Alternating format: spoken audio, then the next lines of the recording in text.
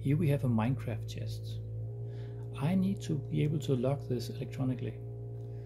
Also because I added a few kilos of candy inside, and I need to be bloody sure that my children is not getting to it before Halloween. So I chose this. This is the YM-60M. As you can see, it's a lock for surface mount, and it needs to be connected to 12 volts in my case. And the set is this lock, of course, and then the armature plate, which is here.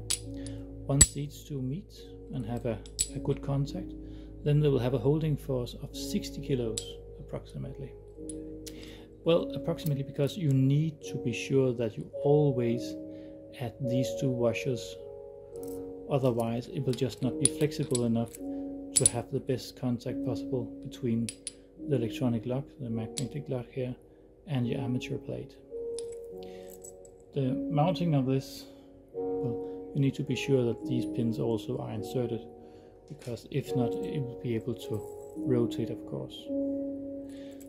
Once connected to the plate you have chosen, then this will be able to flex a little bit, and that makes it possible because my door, my lid here, is not meeting the lock 100% because it's not a sliding door, so it needs to be flexible. Let me just show you how it is looking inside. As you can see from the base here, we have the lock. Inside I have the 12 volt power supply.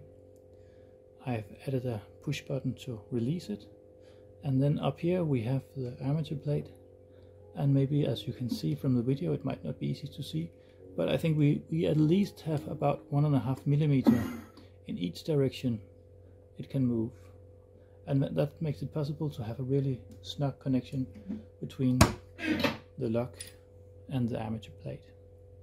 And now, well, it's very locked and I can't get into it. As you can see, each time I present my hand, it will deny my entry, unless I, as father, release, and then I'm able to open again and add a bit more candy into the box.